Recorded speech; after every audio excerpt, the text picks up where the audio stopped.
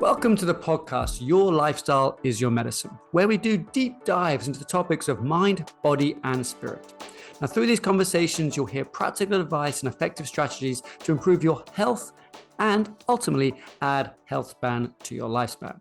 I'm Ed Paget. I'm an osteopath and exercise physiologist, and I have a special interest in longevity. Today, my guest is Christopher Maher, author of the book Free for Life, a Navy SEAL's path to inner freedom and outer peace.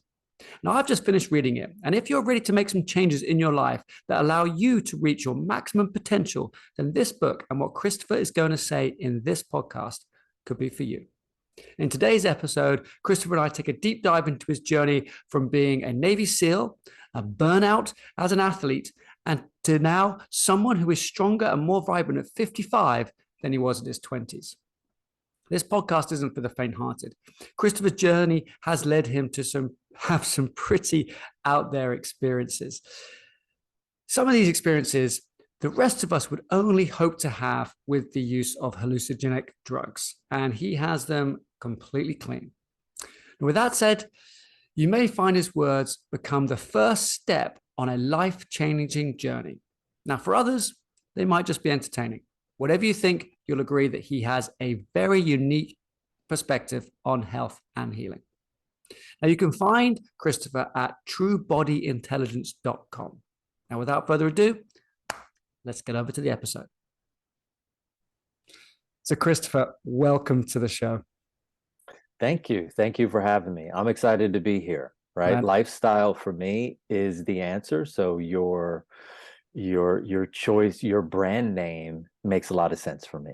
Exactly. And that's why I'm so excited to have you on the show, because you're more than just lifestyle. We'll get to your lifestyle, but also you help people with this new maybe not be the right word, but you've packaged something into something that is new for most people. So can you tell us, what is it that you do?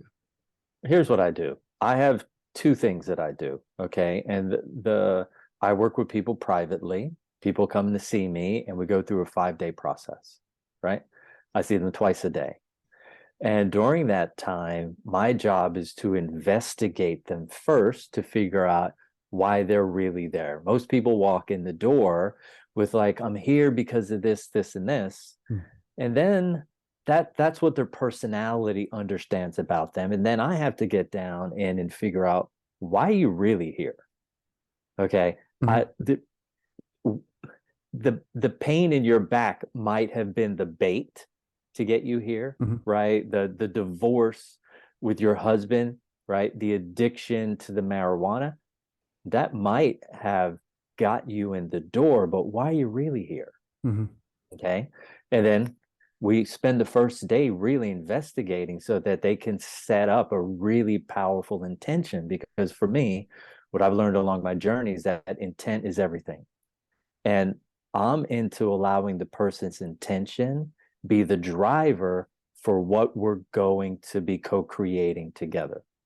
Okay, so this is a bit different than somebody's going to come, they're going to lay on the table. I'm going to rub some massage oil on them and hum some mantras. And no, this is not what's happening. What's happening is true transformation. So in order for that to be true, it has to be guided by them. So I get in the passenger seat, where before, when I first started working with people, I was in the driver's seat and I was going to take you where I thought you needed to go. And then one day I heard a voice that said, hey, listen, we're going to do this in a different way. You understand how to do things now. Now I need you to let me be the guide. And I thought, okay. And what Spirit asked me was like, all I want you to do is ask them some simple questions and use those questions as your driver to meet their intent. That's it. They're the driver, you're the passenger.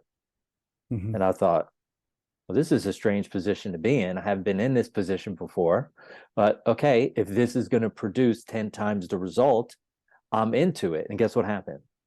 The results were far greater. The impact was far greater because I was staying in my lane. And so that's why when anyone says to me, oh, I read your book, you're an amazing guru, I said, no. I'm a peer. I have some tools that I promise you will be helpful and useful to you, we're peers. Yeah. Okay. I'm a teacher. I'm an educator. All right. I have some skills, but the point is, you're the driver. You're the guru. All I have to do is show you how to apply these tools, and you'll figure out how to implement them best into your life in a way that works for you. Mm-hmm. I love it. And so as we finish up that 5-day process, what's the first thing I have to do? I have to turn on their upper brain. What does that mean? I have to get their brain out of a lateralized state of function. So electrically, if we laid down every human on the planet, we would find that all of them, okay, have one hemisphere that's turned on and they have one hemisphere that's turned off electrically. Mm-hmm. Well, guess what happens? The opposite side of the body turns off electrically as well. Okay. And there's a process called teaching through testing to be able to establish that. Then after that, I have to be able to turn on their lower brain, their emotional brain. Well, guess what? In Qigong and Tai Chi and traditional Chinese medicine, they talk about these specific channels. Well, you have 12 primary, but then you have 4 extraordinary. And 4 extraordinary channels are associated with your appendix, your thymus gland, your brain, and your sexual organs. So the brain and the sexual organs, the brain is for electricity. The sexual organs is for magnetic energy. Well, what are humans made up of? Electromagnetic energy. So I turn on the upper brain, and then I have to turn on the lower brain so that this person can locate themselves in time and space. So all humans who have one hemisphere that's turned off electrically and their emotional body is turned off, okay, they are in a state of suffering. They're struggling, and they don't need to. Because if your brain is turned on, your analytical mind, and your emotional brain is turned on, you're present, you're active. And now those 2 channels of energy, they feed all the primary organs with, guess what? Massive amount of energy, massive amount of consciousness, a massive amount of qi, spirit, shen. Mm-hmm. And now once they start getting that, it makes everything else very easy, because once the upper brain realizes where it's at in time and space, it can start making really good decisions. On the 5th day, I then teach them how to do what I did to them. So there's no codependent dependent relationship between the client and the practitioner. There's no codependent relationship between the student and the teacher, right? I'm into interdependent relationships because those are empowered relationships. And then they move into the world. And look, the more they engage what I teach them, the greater the reward is that they reap. So if they put in 20 minutes a day, guess what? They're still moving forward extremely fast in their life. But if they add in another 10 minutes, guess what? They move even faster. And some people, they're not so much into their body. Their body isn't their thing, right? They're very mental. They go through the world and they use their mind to manage their life. Other people, they use their emotions to manage their life. Well, guess what? The mind and the emotions, the energy, it emanates from the center of the body. So once we start sorting out the body, getting the bone rotational relationships in the correct position, diminishing the tension, diminishing the stress, diminishing the emotional distortion, the person becomes more present every day. And when they get to the crossroad where they always make a bad decision and turn left, you know what happens?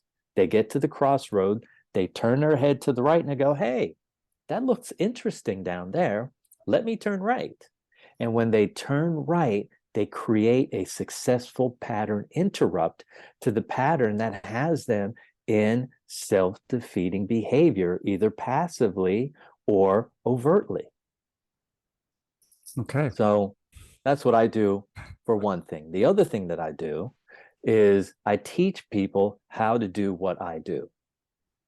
Because for every 8,000 people who are in the world doing a unique thing all at the same time, you know what happens? It creates a paradigm shift for the entire population. So you only need a small number of people in order to create a massive movement. And so for me, I'm motivated for an internal revolution because guess what? I've been alive for somewhat 55 years, and I've been able to see that external revolutions, guess what?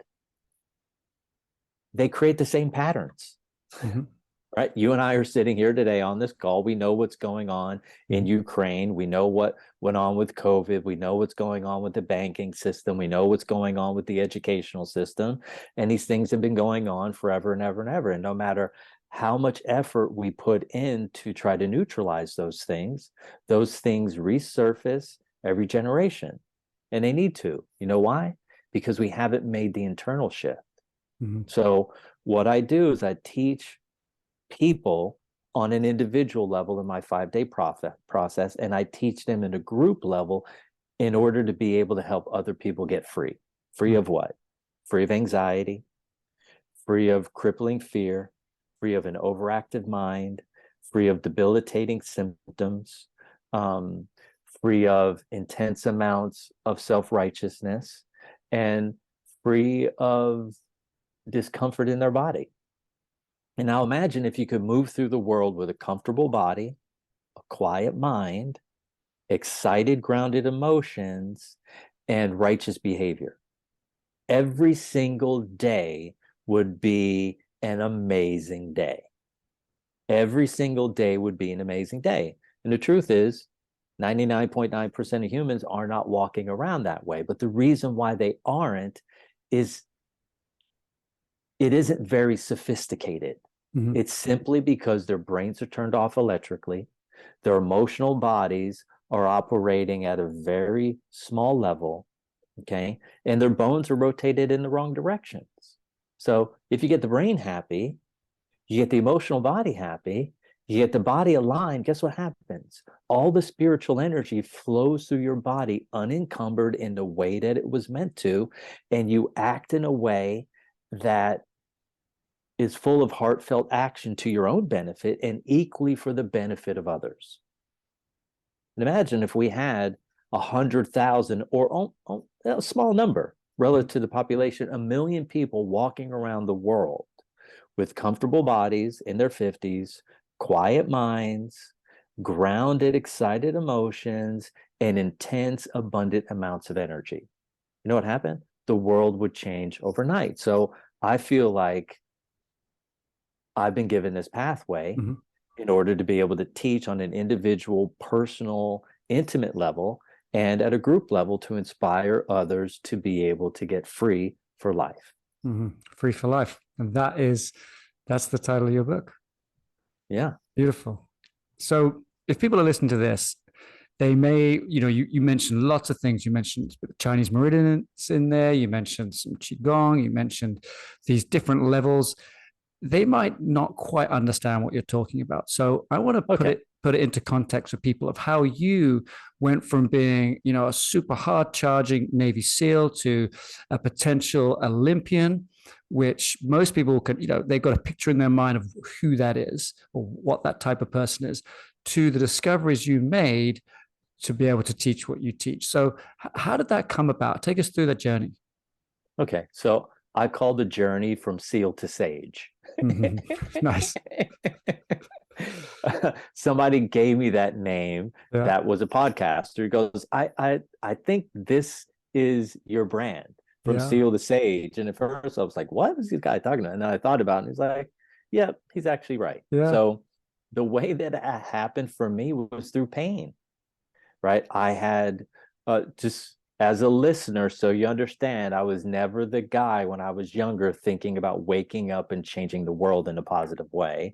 I was thinking about going into the world and getting as much as I could for myself and for recognition, right? But all of that was being driven by irrational insecurity, okay? So the way that I got from SEAL mindset into sage mindset is simple. I had pain in my body. And at one point, I could never get away from it, right? The middle of my hip was throbbing again and again and again. And whether I was sitting, walking, jumping, hopping, skipping, laying down, wherever I was, I had this ache and this throb happening. Woo, woo, woo, woo. Mm-hmm. And when you're in debilitating pain like that, you get to the point where you will bend the knee and reach out and ask for help. And because I had that SEAL team mindset, that was going to be the last thing that I was going to do. Right. Because I went to a boarding school, and at the boarding school, we were never encouraged. In fact, we were discouraged against complaining and advocating for ourselves. And if you did such a thing in the boarding school that I went to, guess what happened? You got more punishment. So I had 10 years of indoctrination there. And then I had 7 years, almost 8 years of indoctrination into the SEAL teams. And so when you're there, it's definitely a place that complaining, bitching, and moaning, or what they would call whining, is frowned upon heavily. Mm-hmm. And so I didn't know that I had a right to advocate for my own pain at an emotional level, at a physical level, at a psychological level, at an energetic level. I had no idea. I was trapped in survival, that I was locked into an inappropriate stress state, fight or flight, for many, many years. And I was going to continue to keep applying my winning strategy. Well, what was my winning strategy? Get up and go hard every day, right? If I can get up and train harder and be more consistent than my competitors, then guess what? I have a winning strategy for life. And the truth is, it was a limiting belief. So pain is what got me out of a SEAL team mindset, right? I had a limiting belief, and the limiting belief is simple. People who work hard, show up consistently, and apply the same strategy every day will eventually get and receive what they want from life. I made up that mindset based on the conditions that were provided for me as an environment as a child. The truth is that belief was false. And I had all the proof that it was false because guess what? I was failing at achieving some of my goals. And so my body was the key to help me wake up. And I sat with a guy, his name was Stephen Bolger. He was a hella worker at the time. What that means is he worked with removing tension and stress from the fascia. The guy that started that school worked with a woman named Ida Rolf, who had a school called Rolfing. Okay? She had an institute, I believe, in Colorado. And I wrote down on the paper all of my medical history. And he sat down in the room, and the first thing he said to me, he says, "Who are you?" And I instinctually said, "I'm an athlete." And he turned the paper around and he said, "On this sheet of paper, it says, your name is Christopher Lee Maher.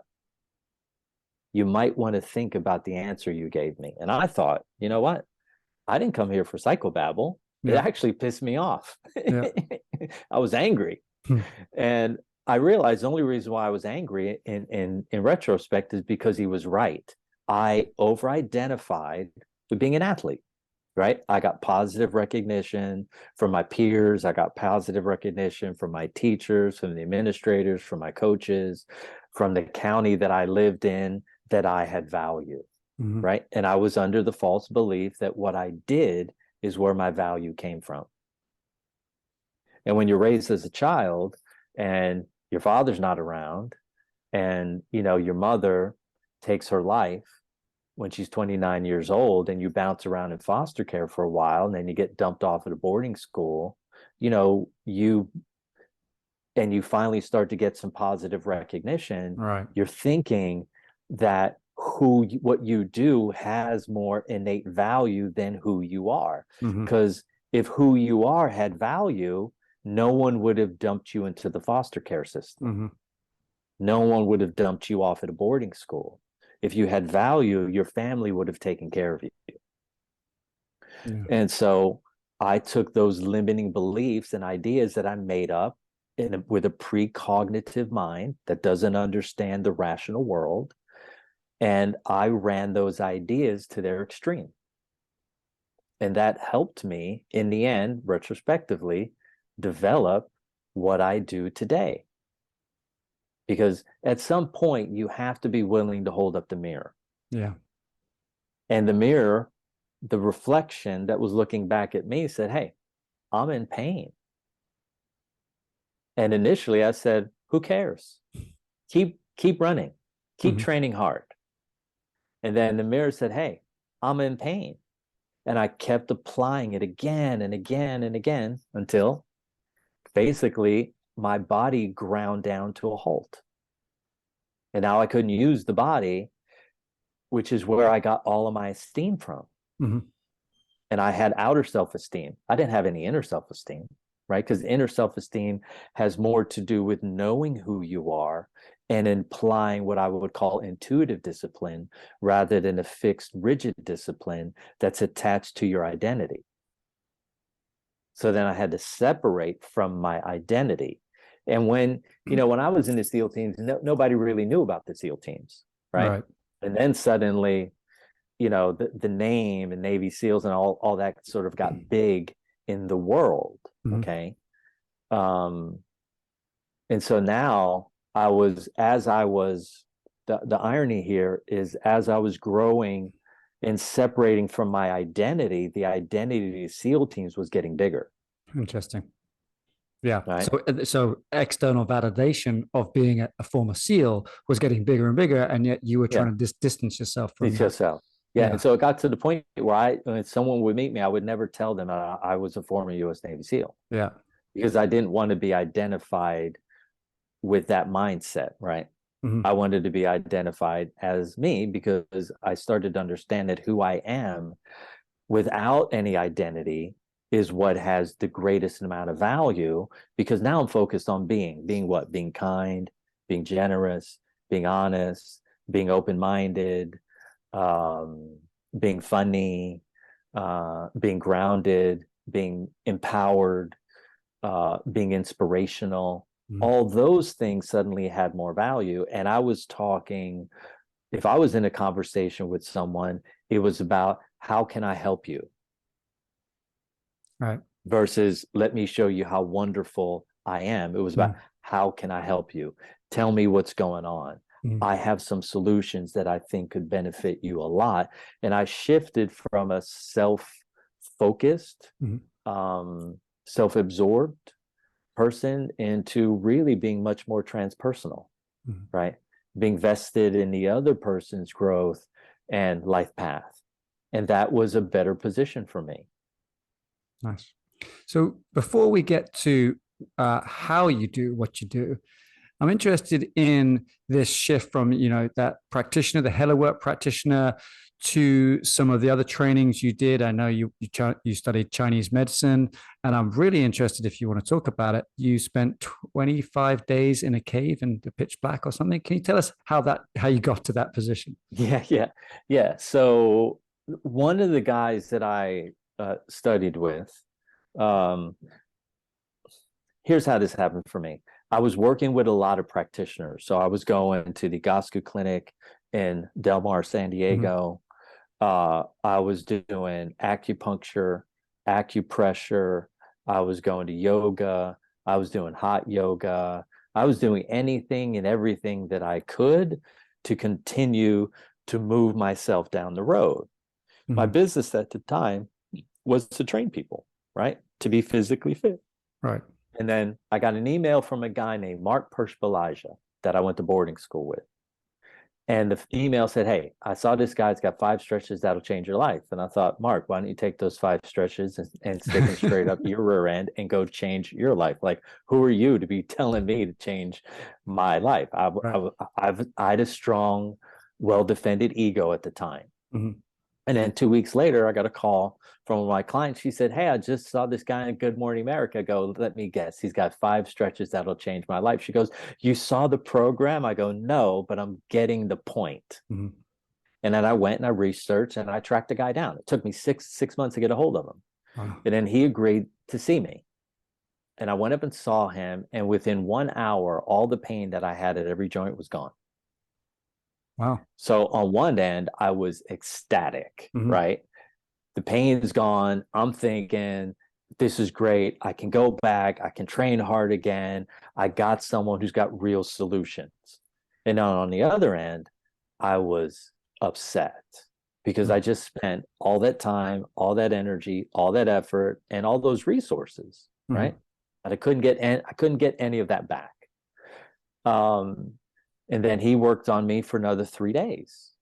And then I got to the airport. And when I got to the airport, instead of people avoiding me, they were bumping into me. And I hadn't had that experience since I got out of the SEAL teams. Like no one was bumping into me. Okay, I remember seeing NFL linebackers walking straight towards me. They always stepped out of my way because there was just an intense energy coming off me at all times. Right. I wasn't aware that that's what was coming off of me. Well, when this guy helped remove a massive amount of lifetime accumulated stress out of my body and my brain and my nervous system, guess what happened? My energy changed, and suddenly I was in a receptive mode, right? Instead of a blocking, restricted, protective mode. And in that state of receptivity, when I got on the plane, strangers were wanting to engage me in conversation. I was like, this is so weird. I usually sit on the plane, and as soon as I sit down, people are like moving as far away from me as possible because the energy coming off me is so intense. Yeah. Okay. So once I started learning from this guy, there came a point where, you know, as all things happen, you grow beyond your teacher. Okay. And I grew beyond him. And when I came home, I said, okay, I need to figure out where all this information came from. So I decided to enter in and go to school. So I signed up for a formal education to study at the Pacific College of Oriental Medicine in San Diego. And they started giving me the deep understanding of Chinese meridian theory. And then once I started overlaying all of that with what I was figuring out in concert with all of the other things that I had learned, then I started taking it to a whole new level. Because now I understood temperature, and I understood what it meant to have your energy being blocked, and what the inner outcome of that was as pain and discomfort, right? And that there were certain channels of energy, and they affected the vision, and some affected your hearing, and some affected your smell, and some affected your digestion. And now I had a map, right? I had a map that I could follow and really get that deep understanding. And so when I was in school, one of my classmates, a guy named Dave put this sheet about the darkroom training in Chiang Mai, Thailand, with a guy named Montauk Chia into my student folder. I picked it out. As soon as I saw it said darkroom training, I said, I'm going here. Well, this is when you were a kid? No. This was when I was studying traditional Chinese medicine. Sorry. Not boarding school. Okay. So Dave, right. Yeah. So yeah. Dave was one of my classmates. Okay. At what school? Not at Yosan University, at the Pacific College of Oriental Medicine. So I pick it up. As soon as I read it, I know I have to go here. It's just one of those things where you have an intuitive hit. I knew that was part of my life path. I didn't know who Montauk Chia was. I didn't know what he did. All I knew is I was supposed to be in Chiang Mai, Thailand. Wow. So rather than look him up and start like entering into his processes, like the inner smile, the microcosmic orbit, the 6 healing sounds, I just showed up, right? So I show up on the first day. I get there. There's 60 people that are jammed into this dark room space. Okay. And suddenly I start getting a toothache. And I'm like, oh my God, I got this like debilitating throbbing. Okay. And I said, what can I do? So I went down to their front office. And I said, listen, I'm having this. They gave me a woman's number. Well, somebody from her office came to pick me up. Right. Yeah. I go there, they're working on my tooth. When I go back to the dark room, I get back like 15 minutes before they turn off the lights. So you know nothing about what's going to happen. I know nothing, and I know no one, right? I know nothing and I know no one. And I've thrown myself into the middle of this thing, okay? I remember where my room is, right? And I'm like, that's right. That's my room. And so I come out the first morning, I wake up super early. Obviously, you can't see your watch because it's complete darkness. So when you're there, you have to have an eye mask on. Your eyes have to stay completely closed the entire time, and there's not one photon of light. So everything that I have to do to find out where I'm going initially is with my hands. Mm-hmm. Here's the fascinating thing. Ask me this question. In 28 days, did I ever bump into one other human being? I don't know. Did you? Never happened, right? Because all these other heightened senses turned on. Yeah. And what was really wild is at the 72-hour mark, I felt this click out of the corner of each of my eyes. It literally, you can hear it. It goes click, click. And there was like these two little flashlights that turned on out of the corner of each of my eyes, right? The outer canthus right there. Boom. And he takes us through a meditation called Walking Through the Door of All Wonder. Wow. I'm like, what is this guy talking about? Walking through the door of all wonder. Okay, here we go. He goes, imagine and see a door in front of you. And boom. In my third eye was a door. He goes, reach out and turn the handle. I turn the handle and suddenly I walk into like a living room. There's people eating off to my left. And I was like, I obviously turned, this is not the right door for me. And I kept walking through the room. I said, I got to get out of here. And I open up another door and open another door. And finally I open up a door and I look over my shoulder and planet Earth is behind me. And in front of me that's standing here is this, this presence called Draco. And he said, I am the keeper of the zodiac. And let me show you how a soul falls to earth. And he took me on this 3-day journey. So whether I'm in the shower, right? Whether I'm in a meditation with Montauk Chia or I'm doing my own stretching, right? Guess what? This guy's talking to me the whole time. And so I'm in this world physically, right? Auditorily, with all of my senses. And yet the only thing that I'm seeing and hearing is this guy. Like a and spirit, he shows me the process. Guide. Yeah. He shows me the process of what it takes in order for a soul to fall to earth. And I was like, and then that's how the journey started. And that went on for 28 days. And did you speak to Montauk Shea about this?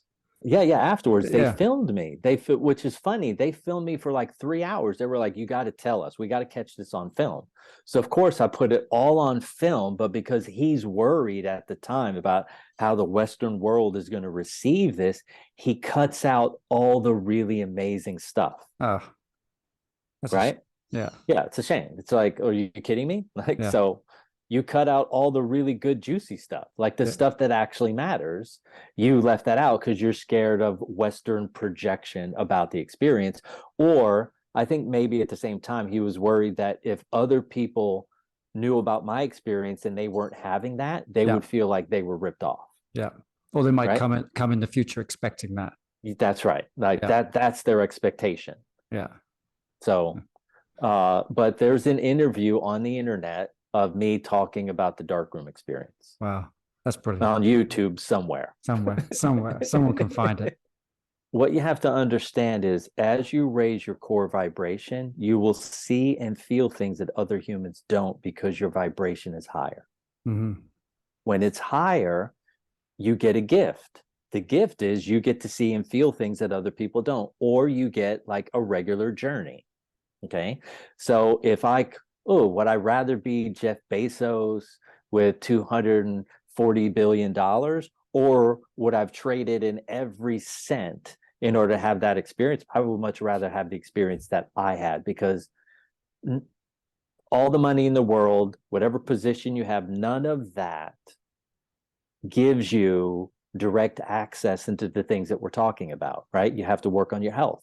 Right. You got to raise your core vibration. You have to have a better diet. You have to have a really good lifestyle. Mm-hmm. And my lifestyle at that time is what afforded me that opportunity, right? I fasted for 44 days.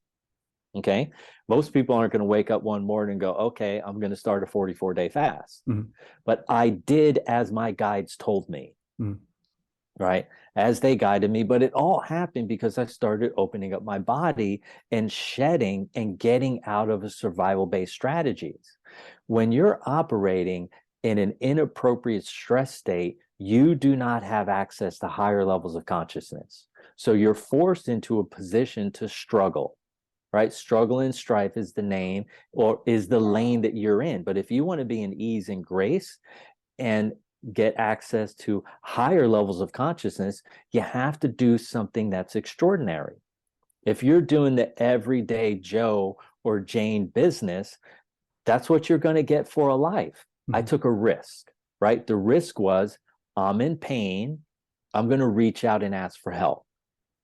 And whoever I get help from, I'm going to be extremely gracious, kindful, and mindful. And then I'm going to ask for the next level of help. And I'm going to stay vested and focused until I have resolved the discomfort that my body is in, until I get my vision back, until I get my hearing back, and until I can make a good decision with the time, energy, effort, and resources that I have that are in alignment with my own unique set of ethics, morals, values, and principles. And I put in the time. I took a risk. Look, most people aren't going to take that risk, right? Because the average day life feels good to them, right? I took the average day belief systems and I ran them to their edge, and I found which ones are false and which ones are true. And so the opportunity for the listener is to go, you know what? I want an extraordinary life. What do I got? What do I need to adjust in my lifestyle in order to get that, right? If you're eating, poor quality food, good luck. You're never going to have one of the experiences that I just shared with you. Okay. Right. But if you're eating high quality food, right, if you're going to see your osteopath on a semi-regular basis, if you're going to see your acupuncturist on a semi-regular basis, if you're removing tension and stress and distortion for your body, brain, and nervous system, if you're getting quality sleep, if you're repairing the brain damage that was done to you from your addiction to the daily drugs, caffeine, nicotine, alcohol, refined sugars, recreational drugs, pharmaceutical drugs, right? You got a shot at experiencing something really powerful. But if all you really want is to be happy, happy's easy, right? Happy's simple. All you got to do is reduce your lifetime accumulated stress by 30 to 50%, and you're going to be happier than anyone that you know or have ever known. Okay. Wow. I mean, it's like you've had this religious experience where you've joined your own sort of seminary or monastery and put yourself through your own rites of passage that other sort of cultures and religions have these things built in, and they're more sort of systematized and so on. But you've discovered this for yourself. Yep. So how do you do it now? Like, there's different aspects to how you work with a person. Can you talk about those? Yeah, like let's say some people come. Oh, how do we say this? The people who find me now are people who've been through the system, whether it's allopathic or traditional or new age, and they haven't received a result that they want. Right? They put a lot of time, they put a lot of energy, they put a lot of effort in, and they've read my book. And they read my book and they're like, chapter 1, yep, check mark, check mark, check mark, check mark. Like, my story resonates with them. In fact, every person who's read my book, matches, right? Yeah. And they say to me, listen, it's as if you were talking to me. Yeah. And I'm like, oh my goodness, this is great. So then we get on the phone and they figure out a way to come see me. And most of them have had a result that was unsatisfactory.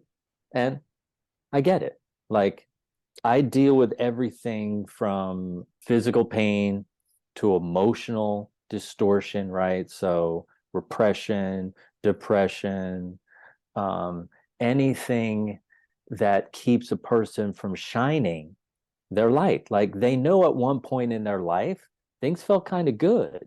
And now they're on this, their train track is on track X. And what they want is to get it back on track A. because track A is their soul track, right? Track X is their negatively conditioned personality track. And they don't want to be on that track anymore. I mean, the challenge is that all the conditions that they're dealing with are very complex. The funny thing, the laughable thing is that the solution is always the same. Doesn't matter what they're dealing with. Right. You've got to reduce your lifetime accumulated stress load. Yeah.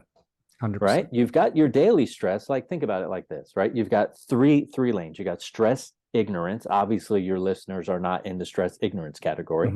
You got stress management. Inside of stress management, you got positive stress management tools, but you also have negative stress management tools, right? And then you got stress resolution. I literally take up the lion's share of stress resolution because I have figured out the scientific strategy around true transformation. And it's very simple. It's so easy.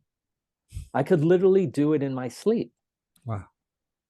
But you right? also you use like the sharking, you use the mashing, the exercise. Yeah. Yep. So you use these 4 tools, but you apply them individually. Yeah. Okay. I teach 5.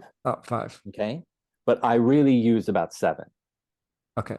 I could literally, to be honest with you, I could create or co-create a new personal development or healing or growth process every single week. Because I sit there and I listen, I take instruction. I'm okay. I might have a plan and source is like, that's not the right plan. Do this first. Okay. Boom, boom, boom, boom, boom. And we create a miracle. Can you share with us an example of one of your clients coming to you, going through the program and the shift and the change that's happened with them? Yeah. Okay. Let's see. A woman came to see me who's a doctor, a medical professional. Okay. And she basically been stuck in bed for 15 years. Wow. Like, okay. Geez. Okay. 15 years, stuck in bed, raised her children in bed. Okay. And she had a little bit of trepidation on investing the time and the energy and the effort and coming to see me because she'd been down a pathway and done everything she possibly could. She looked under every rock and every stone, and there were no serious solutions. So no one knew why she was stuck in bed. No one knew why, right? She passed all the tests, right? The blood looks good. All the other diagnostic tools that they use, they reflected back to her that she was fine, actually. Okay. But she knew her energy was too low. And when I looked and started studying her chart, right, her birth chart, I realized this woman was by source, by the universe, she was given an intense amount of energy. So she's the last person that should be feeling like this.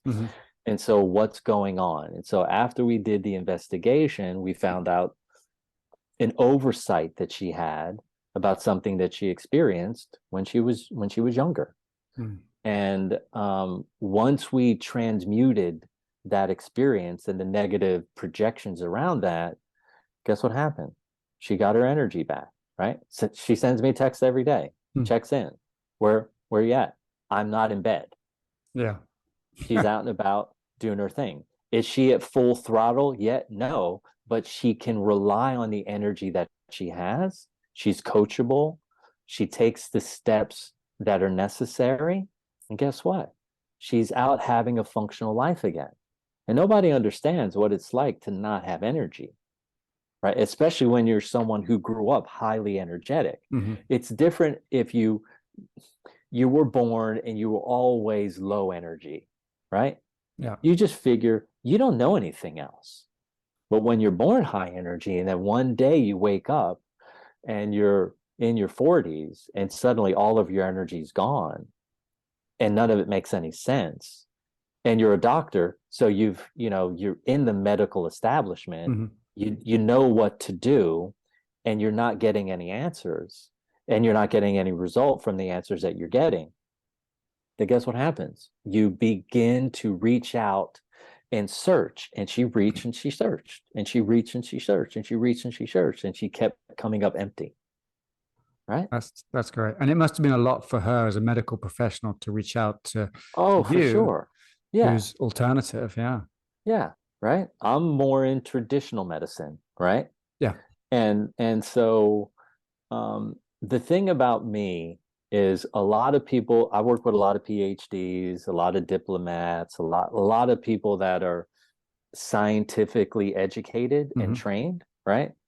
And so when they come to me, they have ideas about what we're talking about. But the Right. thing is, everything that I do is based on science, right? So I set it up so it's verifiable and Hmm. it's repeatable. Hmm. It's verifiable and it's repeatable by anyone. And so when they come in after the first day, like for instance, the Surgeon General was here, right? Right. And he was having some challenges, and his wife thought it was a good idea for him to come see me, and he begrudgingly came. And we have a powerful relationship, and he employed the strategies that I taught him, and he made some very significant lifestyle changes. And he sends me a text every day how grateful he is. Wow. And his whole life shifted and changed. And so um, I got another doc that, graduated from UCSD, came to see me, was suffering from debilitating states of anxiety and depression and all kinds of things. And I taught him what I would teach to a professional athlete, right? I taught him what I would teach to a professional saxophone player, Hmm. right? That's what I'm saying. The solution is always the same. Hmm.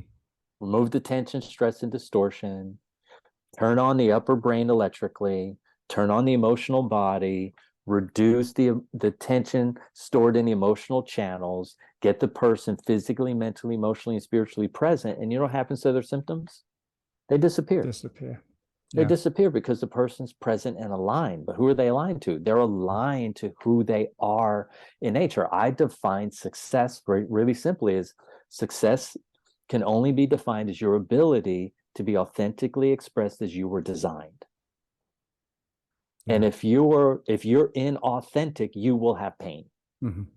In any place in your life, if you're inauthentic, you will have a symptom. Maybe your symptoms, it's a headache. Hmm. Maybe your symptom is excruciating menstrual cramps. Hmm. Maybe your symptom is insomnia. Maybe your symptom is low back stiffness. Maybe your symptom is a foggy mind. All of it points to one thing: inauthentic expression of self. But what's the only thing that can make that happen? A precognitive mind, a precognitive state of mind that a child has makes up things about reality that are false. And you continue to let those false beliefs govern your choices in life. And the more you do that, the more you put your nervous system into a state of fight or flight. Because what's every child looking to get? They're looking to receive love and affection. Well, let's flip it to the inverse. What are they wanting to avoid? Punishment, rejection, humiliation, violence, discomfort, and shame, Hmm. right? That's what they're looking to avoid. So if you are in an environment and you have a parent that is intimidating or punishing in any fashion, you're going to adopt a strategy that allows you to avoid that parent's rejection, punishment, humiliation, violence, pain, shame, guilt, right? And death. And children, guess what? Children make up things about reality that are false, right? And I imagine I got a 55-year adult that's showing up to me that has this debilitating symptom that's taken over their life, whether it's, any form of addiction, Yeah. right? Whether that's sex addict, all kinds of things. And guess what happens? It all comes about because of the precognitive beliefs, irrational beliefs of a child. Hmm. So we have to investigate. We got to locate, like, where's this coming from? Like, I see the symptom, Yeah. right? I don't even want to put too much of a spotlight on the symptom. Let's get down to how you got here. Hmm. What were your mom and dad like? What are the things that they went through that Hmm. you know about? And every time, you know what it comes back to? every single time. You know what it comes back to? Mom and dad. Wow. Right? Yeah. Because mom and dad are who handed you your genetics and epigenetics, right? Mm-hmm. And mom and dad who set up the environment. Every once in a while, guess what? It's an uncle or a neighbor or a teacher. Somebody broke their boundaries inappropriately, either physically, psychologically, emotionally, energetically, or sexually. Mm-hmm. Okay. And this adult is allowing the irrational beliefs of a precognitive child to govern and run their life.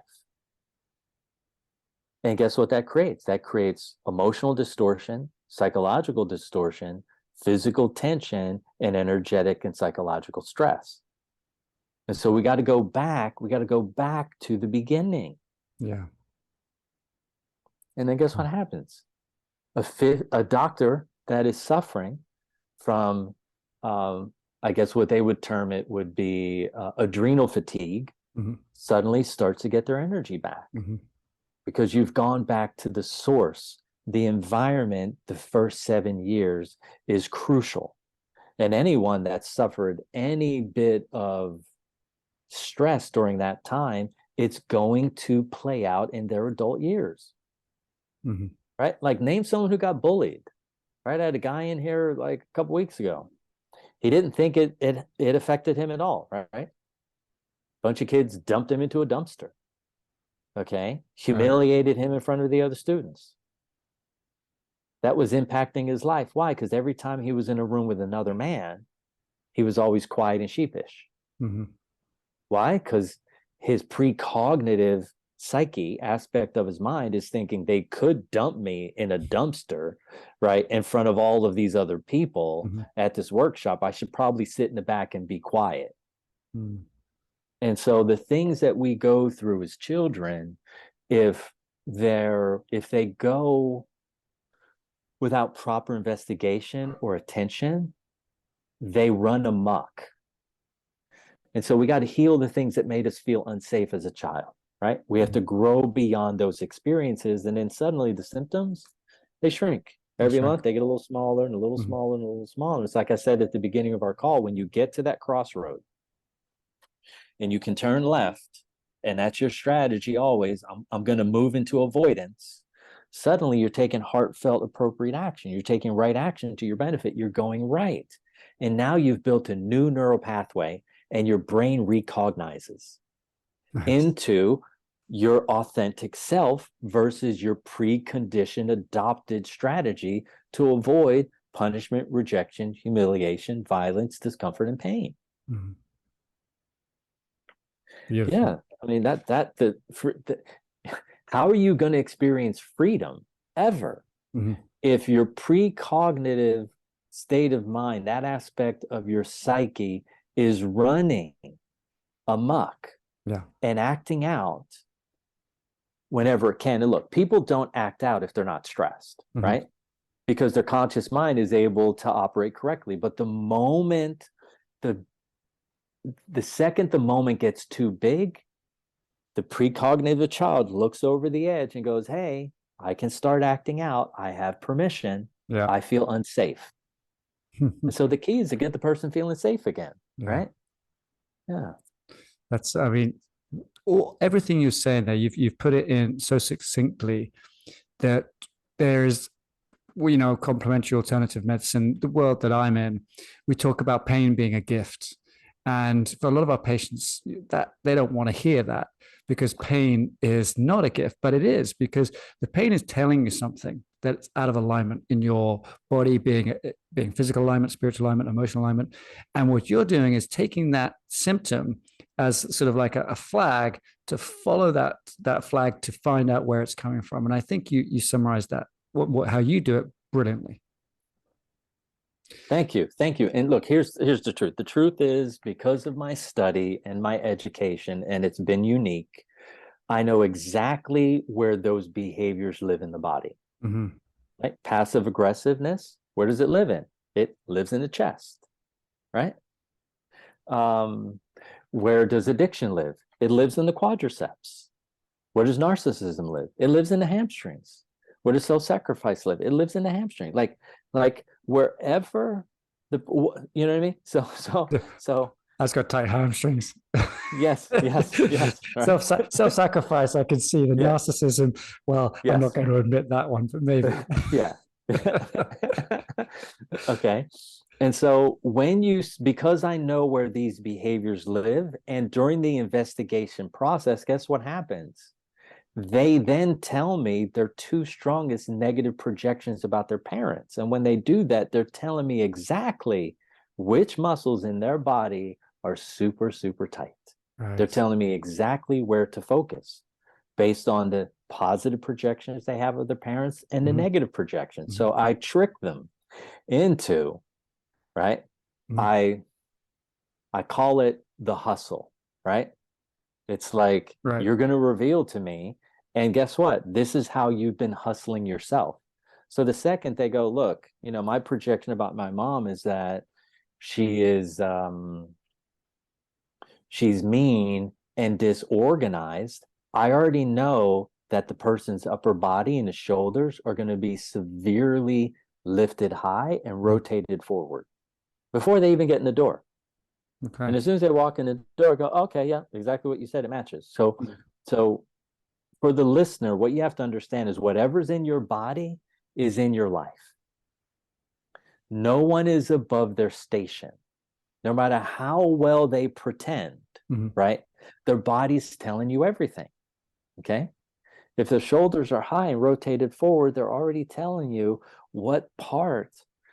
They're telling you what their environment was like that they were raised in, and they're showing you what their strategy for success is simultaneously. And I'm reconfirming that with their projections about their mom and their dad. Your projections are telling me everything. And then I go through the part of the investigation. I'm like, okay, let's hold up the mirror. What do you see? Right. And then they're like, oh, I do that too. Now they have ownership. The moment they have ownership, guess what? The energy, it already starts unraveling. It already starts evacuating because they've admitted it to another person, right? In the Bible, it says, where two or more are gathered, I am there. But what it means is something very different. Where two or more are gathered in consciousness, the presence is present. And so when I admit to another human that I have the faults that my parents have, if I take ownership of that, now there's no need for me to hide. There's no need for me to employ a strategy, okay, to try to get affection and love. I don't have to tap dance for my dinner anymore. I've already admitted that I'm obsessive and narcissistic. When I can admit that, now I no longer have to uphold it. Because guess all the body wants? All the body wants is love and affection. All it wants to know is that you care. And when you give it the affection and the love, and you admit openly that, look, I'm imperfect, it says, thank God. Thank you for admitting that. Now I don't have to punish my parents. I don't have to ignore my mom's calls. I don't have to avoid my father, right? I don't have to pretend like my dad's perfect and my mom's an evil witch, right? I don't have to pretend like my dad's he's a narcissistic bastard and my mom is an angel. All humans are flawed and perfect simultaneously because it's reflective and it's relative. The moment you make the choice that I want to change, you have to take prudent action. What does that mean? You need to find an osteopath. You need to find an acupuncturist. You need to find somebody like me that will help you reduce your lifetime accumulated stress so you can reduce your addiction to the daily drugs, which is what I call stress management tools. Caffeine, nicotine, alcohol, refined sugar, food colorings, preservatives, recreational and pharmaceutical drugs. And if you can reduce those, now you got a shot at being free to experience who it is you really are. But how are you going to know who you really are if all you're doing is continuing to pass along the inner deficiencies, insecurities, limiting beliefs, and fears of your parents. How are you going to do that? You're not. It's a lie. It's a falsehood. Okay. If you think you can lay on someone's massage table and they can rub oil on you and that's going to be a solution, you have seriously been effectively fooled by the alternative community. Anything worth having takes a little bit of work and effort. And if you're willing to put in that time, that energy, that effort, and use your symptoms as clues to where your problems lie, and you're willing to hold up a mirror and have an honest conversation with yourself that you need help, and then you're going to take heartfelt action to your own benefit, you're going to benefit. Look, when I started out, I ended up with a bunch of people, they were caring and they were loving, but they didn't really know much. But the truth is they were caring and loving and they were coming from a good place. Yeah. But did they have the tools that could resolve the level of stress and trauma that I had in my body? Not for 2 seconds. They couldn't. The tool was not strong enough. It was not big enough. I needed a sledgehammer. They brought a screwdriver to work. Yeah. I did the best I could with the screwdriver, and I learned.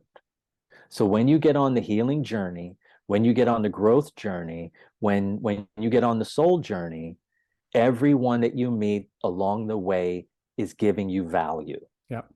If what you're looking for is big tools and you want to get free, you need to find somebody that is focused on helping people achieve freedom, but also focused on achieving freedom themselves. Yeah. So if someone wants to take the next step on this journey, how would they find you, Christopher?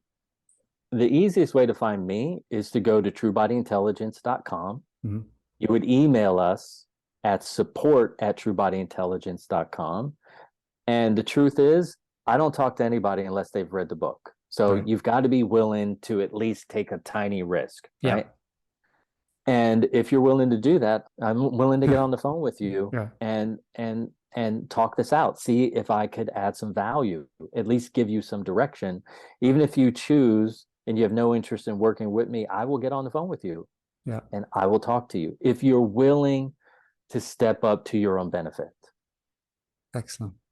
Okay. I think that's a great place to finish. We now know how to find you. And I would totally recommend your book. I read your book. And if people want to find a solution to something that they haven't yet figured out, that no one seems to be helping with, I think Christopher is going to be a perfect next step for you. So get his book and then give him a call. The offer's there. Yeah, the offer's there. Perfect. All right. Well, thank you very much. Thank you very much for your time today. You're so welcome. I'm so happy to be here. We had a great conversation. I loved every second of it. Thank you so much. Thank you for joining me in my conversation with Christopher, from the seal to the sage. If you enjoyed listening to this podcast, please leave a comment or suggestion for a future guest that you would like to see featured. In addition, on Apple, you can leave me a 5-star review and leave me a comment if you wish. If you want my direct help in anything, send me an email, ed@edpaget.com, or visit my website, edpaget.com. And lastly, certainly not least, thank you for your interest in lifestyle medicine.